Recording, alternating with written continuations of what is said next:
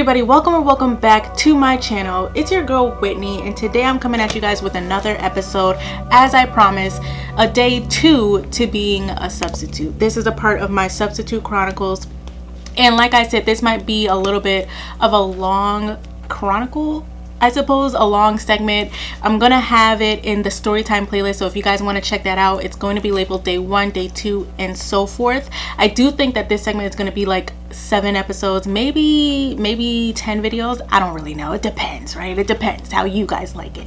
So the thing about it is that I was a substitute for a period of time, and these children put me through some stuff, and so I just want to tell you guys about it.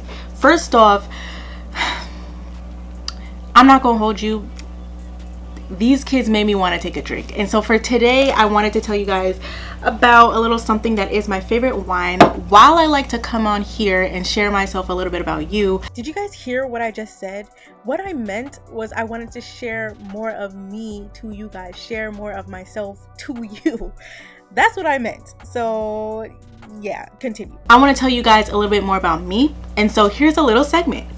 I like to drink. So particularly, I love the Stella Rosa Moscato d'Asti. I don't know how to pronounce it, but here it is. If it focuses, if it ever learns it.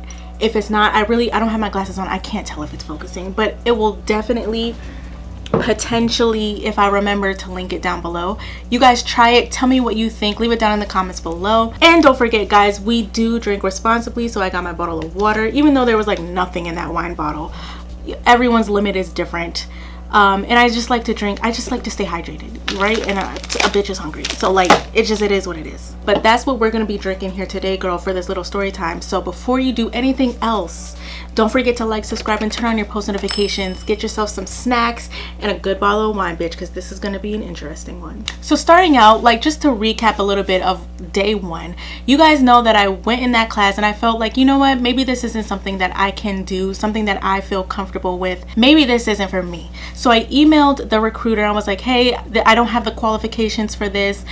Is there somewhere that I can be like, I like the school, there's nothing wrong with the school. Is there somewhere where I can go, like, so that way I can still have my job? Because, you know, it's not, I don't want to cause a problem, but if it is an issue, then I don't mind staying. I just thought that I should say something because I do not have the qualifications for this. I don't think I'm qualified to do X, Y, and Z.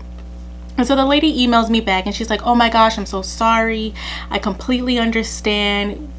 Give me a couple days and I'll figure out what we can do for you. So I wait a couple of days for the recruiter to let me know where I'm gonna be stationed, wherever else, right? Like basically the whole thing that we did the first time. But in my mind, I'm thinking she's gonna place me in where I asked to be. So first, again, she sends, okay, what school do you want to go to? Maybe that'll help with my search. You know, there's these 2 schools that I have that don't require working with, you know, this different type of specialty.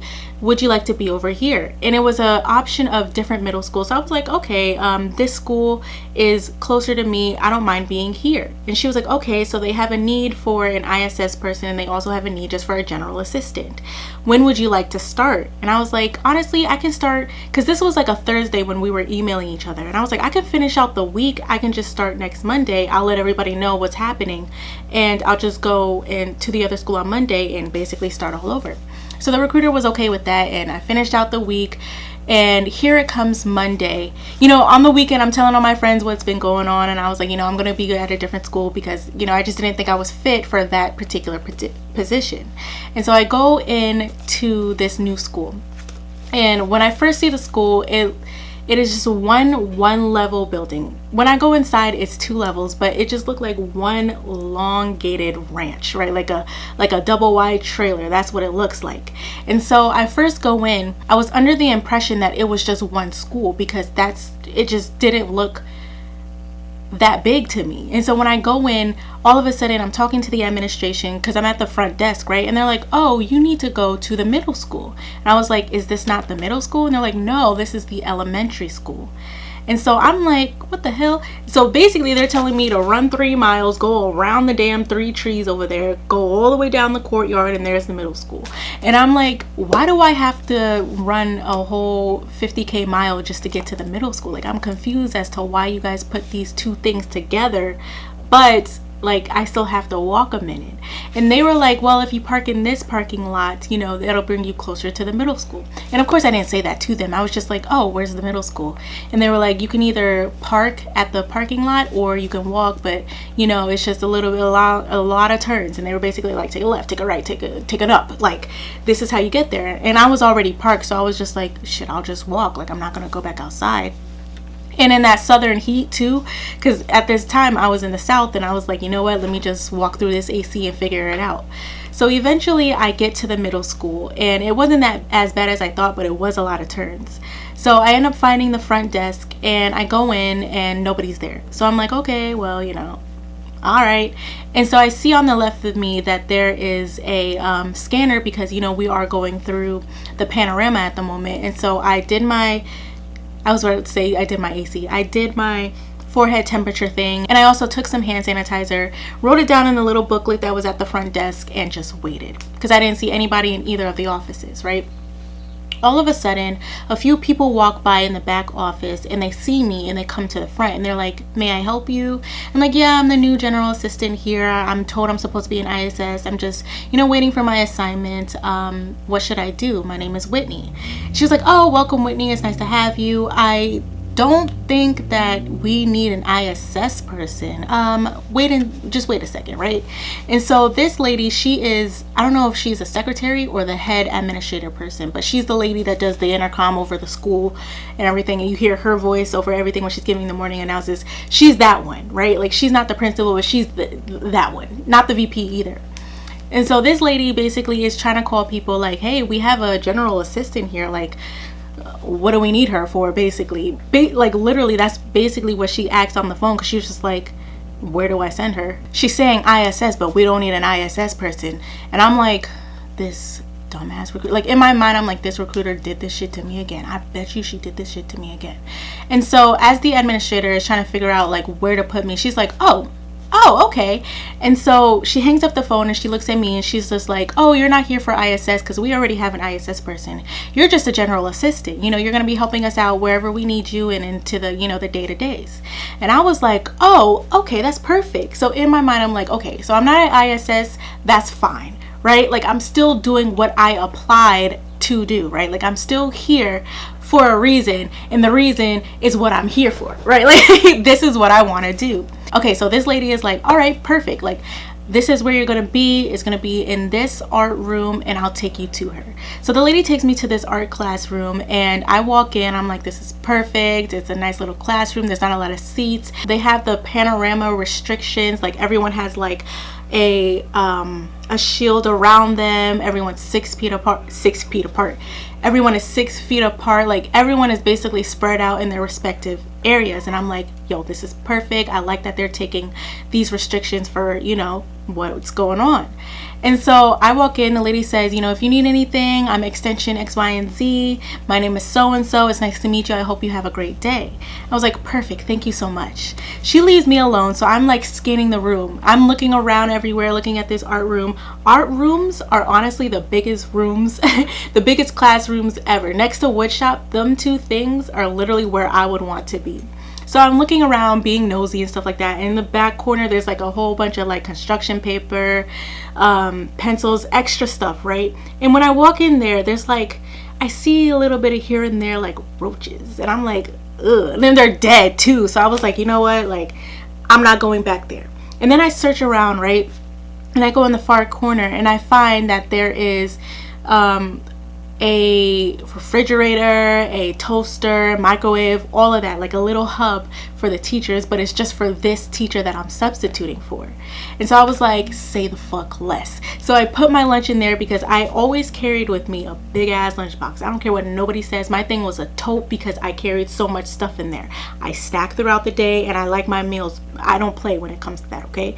And so I brought that in there. I was like, yes sir, this is gonna go like here. This is where I'm gonna keep the rest of the stuff. I'm gonna eat my Doritos while I'm waiting. And then so I come into the front desk and I sit down and it gets settled. I'm like, okay, so rule number 1, right? First period is coming up soon and I need to, 1, find a syllabus, and 2, find the attendance, right? not the syllabus, but basically the instructions from the teacher on what I'm supposed to do. And so I look around and I see that there's this whole folder for substitutes, and this lady basically she spelled it out for me. I was like, praise God, here are the fire things. If something bad was to happen, here's where we go. If there's a tornado, here is like the whole thing of what these students need to do. They're working on Mona Lisa project. I was like, oh, this is perfect. Like, I get to chill and watch my movies, right? And so also I'm looking for the attendance and I couldn't find it nowhere. But then all of a sudden I turn around and I'm looking and I find this sheet that says 8th grade attendance, because I was substituting for an 8th grade class. And so I was like, perfect, this is what it is. I'm on it, right? And so I set it down in front of me, and I also sent the other one down in front of me. But then all of a sudden the bell for first period rings, and I'm sitting there and I'm like,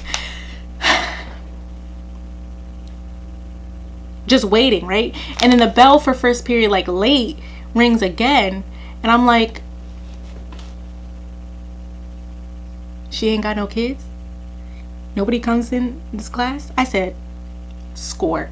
So I end up looking around because I was excited, but at the same time I was like, what if they come midway and I'm over here like with my feet kicked up on the desk? Like, that's not about to happen. So I look around and I check to see, what her schedule is. And so her schedule is a schedule for the gods, man. So this is how her schedule went. First period was her planning period, and then she had second period with kids, third period, fourth period, fifth period was a class, but because of this it was extended. And so because of everything that's going on, all of the kids had to stay. The kids from fifth period had to stay in my classroom for lunch. So it was an extended period, and so everyone there ate lunch. And then after fifth period was sixth period, and that was her lunch. I was like, yo, this teacher has it all. Like, she has small classroom, she doesn't have to deal with nobody, and she has 2 breaks throughout the day. And I was like, I wonder if this is a thing for teachers. I didn't really know, but all I knew is that basically out of my 8-hour day, I had 2 hours to myself and I was getting paid for it. So I was like, this is perfect. And then after that was, after 6th period, after her break was 7th period, and I was like, say less.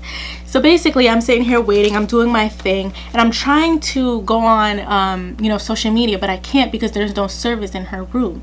That's the only downfall, is that there was no service. So I was very irritated because I had my laptop, which has a whole bunch of movies on it, and I keep a whole bunch of movies that I got back in the day. You know how we got them songs and them movies back in the day. Don't play with me. Y'all did it too. So I had all those movies on there. I didn't need any internet because I couldn't get on the school Wi-Fi. And I was basically watching movies the whole day, kind of the whole day. And you guys are going to learn why. So first period, I'm just chilling. I'm excited. I'm like, yo, talk about a breeze. And then the bell rings for second period and we get into our little hiccup. A little bit. It's a little bit. And so the kids walk in, they coming in, they look and they go, oh, there's a sub. There's a sub. Like, they're all talking to each other, there's a sub, there's a sub, there's a sub, right? And then so this one kid ends up sitting in his wrong seat, right? Because he thought I wouldn't know. And I was like, I had the seating chart with me, and I was like, I was making sure everybody was in their respective areas. And I was like, when everybody came in, I was like, you guys sit down in your assigned seats, social distance, and then we'll get everything started. And so the kid that went over his wrong seat, he went over here. I just knew it because when kids, like, they first go, like, they're by nature, not by nature, but just muscle memory, they go to their seat and then they turn around and look at you and they're like, and then he went over there to back with his friends and stuff like that. I was like, nigga, you didn't even play it off that well. So just go back to your seat. And so, like, he had no problem. He just went back to his seat. Like, I didn't call him out. I was just like, you guys get to your respective seats. I have the seating chart. If you're not in your seats, do your thing, whatever. And so I pull out the attendance and I'm like, okay, so let's just go to attendance. And I call out a name. We're just going to say a random name. Brittany Knobs. Everyone looks around and I was like, there are no Brittany Knobs in here. And then I say, Courtney Class. And then this one girl was like, who is that? And I was like, y'all don't know this person? And she was like, no. And I was like, well, this is the attendance sheet. I was like, okay, well, we'll figure it out later. You guys do your thing. I was told by your teacher that you guys have a project to work on. work on your projects, do your thing basically. You know, I don't mind if you guys talk, but keep it down to a minimum, okay? Don't act ridiculous, don't go crazy. And so everyone basically I forgot to mention this earlier, but this one kid came in and he was like, you look like a lit sub. And in my head I was like, yo, people say lit? I was like, what? I basically was like, yo, that is kind of like, I don't know if I would have put it like that, but I mean, okay, thanks if that's what you said. I mean, thank you, I appreciate it. And that kid, first period ended up being a breeze. They ended up being, oh, excuse me, second period, because first period I had a break. And so second period was the class where basically everyone was starting to come in. So second period was amazing. They were quiet, they were doing their work. I was watching Rush Hour. I was watching Rush Hour, and then I was moving on to Rush Hour 2 because, you know, I had that break or whatever. So, you know, and basically everyone did what it is that they needed to do. Then we get to third period. And third period is where I basically was wanting to square up with this. No, let me not put it like that, okay? I just had some problems. And so, okay, second period leaves, they're angels. Then in comes third period, right? Third period is a smaller class. I believe this period is a class of 7th graders. They're like 12 years old, right? So they come in. Everyone sits down in their respective seats. Everyone opens up their laptop because that's what they're using to learn. I figured out that the attendance is that the teacher was that she goes on Zoom and then she gets their attendance, right? Like she that's how they get their attendance. So I ain't got to do that. Like all I got to do is just watch the kids. And so also with everything that's going on with this Pandera, right?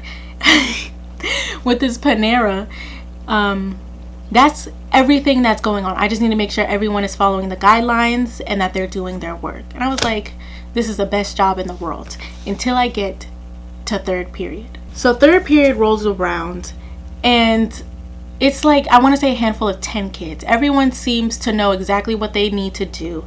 As soon as they walk into the classroom, they go in the back where they get in their little, it's like a drawer where they put their artwork in, and everyone pulls out the third drawer because, you know, each period has each drawer has a number for the period. And so third period comes in, they take their stuff, and everybody sits down. Now there's this one kid that comes in and sits down immediately, but I didn't think nothing of it because I was just like, okay, maybe he just has his work. And so everyone gets to color pencils. One girl comes up to me and she was like, do you mind if I sharpen my pencil, because the sharpener was behind me? I was like, go ahead. Like I was having a breeze, right? Everyone's quiet. Then all of a sudden I hear a little bit of chatter, right? Like these two kids who we're going to call, what did I say that their name was going to be? Kyle and Brandon, right? So these two kids, Kyle and Brandon, Kyle is sitting in front of Brandon, right? Social distance, but they're still communicating. And I could hear them communicating. I'm just kind of like, I mean, I guess, okay, they're whispering while they're communicating, so that's fine. But as they continue going forward, I'm hearing like little chatter that doesn't make sense. Like I'm hearing a little bit of curse words here and there. I'm also hearing like I'm not hearing pencils from them. I'm not hearing coloring, right? The room is filled with sounds of coloring, but it's a little bit like too much, if I could say that. Like I don't know what they're talking about, but it's something that's not for their work. So, you know, as regular substitutes do, they walk around the class because they want to make sure somebody's doing something. And then I go by Kyle, and Kyle is doing his work while he's talking to Brandon, right? So I'm like, okay, so that's fine, right? So I assume that that's what Brandon is going to be doing. So I turn around and I look at Brandon, and I'm like,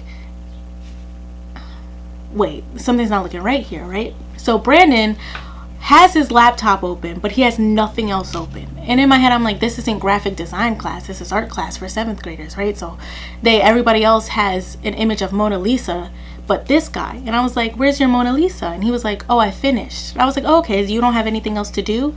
And Brandon was like, no. And I was like, okay, well, I'm gonna have to ask you to find something to do because everyone else is coloring and doing their work and you're being a little bit of a distraction. And he doesn't answer, so I walk back to my seat and I like kind of look at him like, okay, right? Like, all right, I don't see you reaching for no paper, homie. And so I sit down in my seat, and I kid you not, 5 minutes later, he starts giggling again. And I'm telling you, the giggling isn't like regular ass giggling. The giggling is like, if you guys hear something in the background, I live with 7 other people or 6 other people, and you know, a big home, big family equals a lot of chatter. right? So just ignore it. Hopefully you can hear me. If it's irritating and you guys need like, and you guys want me to find a way to kind of quiet the background, just let me know and I'll probably find like a different time to film. So continuing, right? So as I'm sitting down at my desk, right, after telling, what's his name? Because I was about to say his real name. After telling Brandon, you know, kind of chill, like get some work done a little bit. I was nice about it. I wasn't rude. I went and I sat down. So as I'm sitting down, right, like I'm starting, like not even before I even got comfortable, right? Not even 5 minutes. Brandon starts up again and he's giggling, and it's a giggle that's like it's like I'm trying to irritate everybody type of giggle, not like a because it was just like, it was, I don't know how to describe it. It was a very obnoxious, high-pitched giggle, and the kids were like, they were looking at him and they were looking at me like, is she gonna say something, right? And so like it's a type of giggle that you knew, or basically this kid is that you knew that the other people did not like being in the same class as him. The only person that was his friend, and this isn't to try to like bash Brandon at all, but you can kind of see that dynamic, how people are like, oh, you know, come on Brandon, like leave it alone. And even Kyle started to like ignore Brandon a little bit as I was telling him, you know, Brandon, calm down. All you gotta do is, you know, color, like draw the Mona Lisa, do your thing, right? And so Kyle was doing his work. He was a good kid, but he was friends with Brandon, right? So you could see how his loyalty was like, I want to respect you, homie, but you know, this is my guy. And so not even 5 minutes later, Brandon starts up again. And Brandon is like starting to talk about Bob the Builder. And I was like, did I hear that right? Bob the Builder? I was like, what the heck? Like, I'm confused. Then he's talking about Bob the Builder. He's like, keeps singing the theme song. And I was like, I was a kid when Bob the Builder was a thing. I was like, why is he talking about, like, I was kind of like going off in my head. I was like, why the fuck is he talking about Bob the Builder? Shouldn't he be talking about like Paw Patrol? Like, what the fuck? I was like, you're 12 in 2020. Like, you were born in, what's that, 08? I was like, what's your generation right now? Like, I was so confused. And so I sit down and then, you know, he starts up again, and I just kind of like ignore it a little bit because I'm like, maybe he's gonna calm down. And so I started hearing people turn around in their seat because he was starting to get annoying. People were looking at him, and I was like, okay, now I actually gotta do something. So I get up again, right? And I don't even go towards him because he starts pulling his laptop and he starts doing one of these because he's not doing what he's supposed to be doing. And so I go in the back, I pull out the third period drawer, I see a single Mona Lisa outline basically, right? And so the task for the kids to do every single period, all they had to do was recreate Mona Lisa and draw her the way that you want to draw her. Add whatever things here. Don't color the background in all one solid color. Be creative. And so I go back there, I see a traceable Mona Lisa thing on the trace paper, and then I see a single paper that's just kind of blank. It had like a sun on it. And so I sit in and I turn around, you know, I close the drawer, I turn around and I go to Brandon, because I was about to say his name. I set down the paper and I says, it doesn't look like you are doing anything but, you know, watching Bob the Builder. I'm going to need you to do your work. And I slide it over to him and he slides it back to me, and I was like, don't be disrespectful. Please just do your work. And so he leaves it right next to his laptop, right? Completely ignoring it. And he's starting to draw on the desk, right? Like with his pencil. And I was like, you know, hey Brandon, all you have to do is recreate the Mona Lisa in any way that you want to do, right? Like trace the Mona Lisa and then add whatever it is that you want. And he says to me, we're not allowed to trace. I was like, well, okay, you're not allowed to trace, then just copy the Mona Lisa. And he was like, I'm not good at drawing. And I was like, you don't have to be a master at this. You know, this is just something to be fun, right? Like, you want to be creative. So let's put the laptop away. Let's close down YouTube, because he had YouTube open. And I was like, you know, just close the laptop until you're ready to get on Zoom. And then he was like, I don't want to do that. And I was like, I don't think I asked you if that's what you wanted to do. And it happened so quick because I was talking nice to him because he automatically was being rude to me. Like, it's not like I did anything, right? He just had a problem with authority. And so I was just, you know, like I was edging him and I was talking nice to Brandon, and I was like, Brandon, like, it's really not, something that you need to make an issue out of. All you have to do is color her however you want to color her, trace her, or draw her however you want to draw her. And it'll be, at the end of the day, you're doing this for the whole week. You can be done early, and then you can go and do whatever you want. All you got to do is complete this task. And so he grabs the sheet of paper, and then he grabs, because I gave him 2 sheets of paper, the Mona Lisa and or blank white paper that was kind of blank, whatever. And so he grabs both of them and he starts doing this, right? And so I turn around to go sit down, and I get like this, right? Because the chair was kind of like a chair like this. So I come and I sit like this, and as I'm like that, he says, "There, done." And I was like, okay. So I get up and I go back to Brandon, and I'm like, okay, you added a sun and some clouds, right? And so he basically did what he told me he wasn't allowed to do. He traced the whole Mona Lisa, and it wasn't like, he just traced her outline, add a smiley face, and then add a sun and some clouds. And I was like, okay, you're off to a great start, right? Because you can draw this Mona Lisa however you want. Just remember not to trace, like you told me, right? So don't trace. And get some coloring pencils, get whatever it is that you need to start doing the Mona Lisa. And he was like, I don't have coloring pencils. And I was like, it's an art class. This is when you're gonna start getting like on my nerves, because he just kept coming at it, and I was like, okay, there's something here that I'm missing. I'm not connecting with you, and I don't understand why.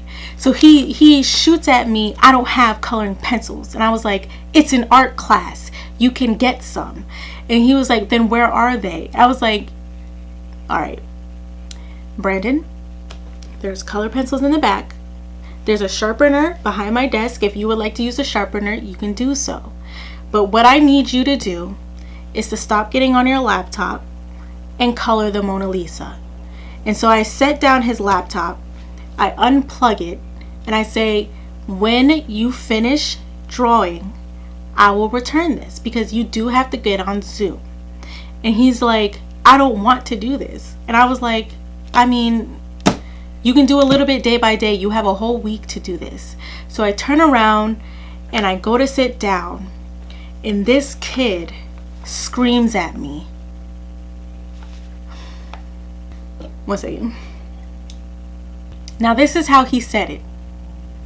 I sit down, I set down the laptop, and he goes, "Asshole," and then starts coloring. Like, just like that. And I was like, I'll get you, bitch. I didn't say nothing. I was like, in my head, I was like, you know what? If that made you feel better, good. So long as you don't act like a little bitch for the rest of the day. And so I just sat down and I was like, okay, all right. Looks like this kid is gonna be a problem, because I'm gonna be in this class for the next 2 weeks, because the art teacher was exposed to COVID, and this is where I'm gonna be for the next 2 weeks. And that's where my stories are gonna come for the next 2 weeks. Thank you guys for joining me today on this day 3 of the Substitute Chronicles. Hopefully you guys are interested in the rest of the videos that are to come. I'm telling you, it does not stop there. Okay, this Brandon kid was literally the bane of my existence. I don't know what the term is, but y'all get the point. If you guys are interested to see what happened next after he used that terminology with me, then you will just have to see what's going to happen in the next video. I don't want to gas up everything and be like, oh my god, all of this drama happened, oh my god, this X, Y, and Z happened. No, I'm just telling you my story, and hopefully you guys will learn a lesson from everything that I've been through, right? One advice that I want to give you guys at the end of the day is to have patience when dealing with children, because a lot of children come from various different backgrounds and they don't react to authority that well. It depends on their background also, because like, I'm a random adult telling them what to do, they're not gonna want to listen to me. Like, why do I have to, like, I had that problem too when I was little. I I didn't have that problem. But sometimes in my mind I was like, you ain't my mama, why you telling me to do this? Like, I would think that as a child, so I can understand how some kids have a problem with authority, because it's like, really and truly, who are you? Right? Like, who am I to tell you anything? And the only reason why I have this authority is because I'm in this classroom and I'm getting paid to do so. I'm getting paid to have the authority over you, right? Because I didn't go to school to be a teacher. I didn't go to school to be a substitute, but here we are. So if you guys are interested in the further stories that I have with Brandon, I'm going to complete Brandon's whole story in the next episode. Maybe it's going to be a lot longer than this video. But if you guys are interested to see what goes down, don't forget to leave it down in the comments below. Don't forget to give me a big, huge thumbs up. Thank you guys for talking to me today. Don't forget to follow me on all my social medias if you want some more of this content, guys, you know, because we have a party over there on Instagram. Let's go. And also, guys, don't forget that I do have a podcast here on my channel called Etching Scripts 101. You can find me on all podcasts, Apple Podcasts, Spotify, Google. I didn't even know Google had a podcast platform, but there it is. So thank you guys for joining me today, and I'll see you next time.